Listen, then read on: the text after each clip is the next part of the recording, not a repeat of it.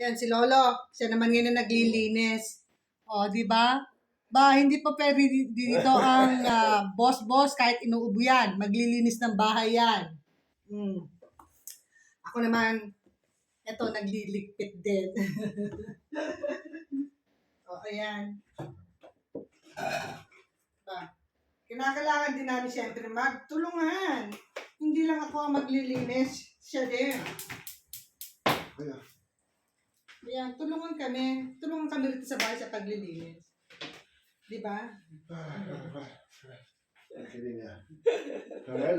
Hindi.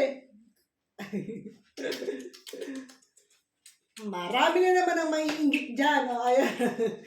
O, nakahalik na, namalo pa. Masarap, masarap, masarap. Masarap, masarap. Masarap, masarap. Tak! Ayan! Yan, ganyan lang ang lambingan ng mag-asawa. Hindi naman all the time. Minsan din nag-aaway kami. Part din ng life yung kaya nagkakaasaran din kami.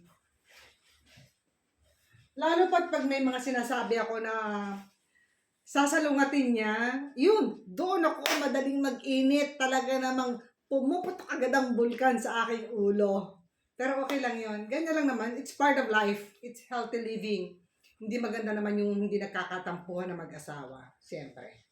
Kasama rin yan sa pagsasama.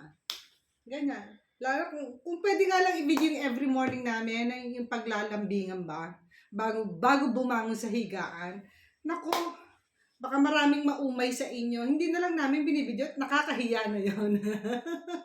Yung aming lampungan, yung aming landian ba, yung aming pagiging so oversweet din.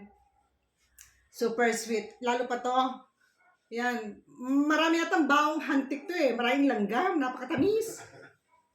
Oh, kaya inuubo, ayan, hindi pa rin matanggal-tanggal yung kanyang ubo. O, di ba? Guys, continue watching ha. Mamaya mag-real talk tayo. Dahil marami akong napapanood dyan. Lalo na yung mga nagbibigay ng ayan na naman.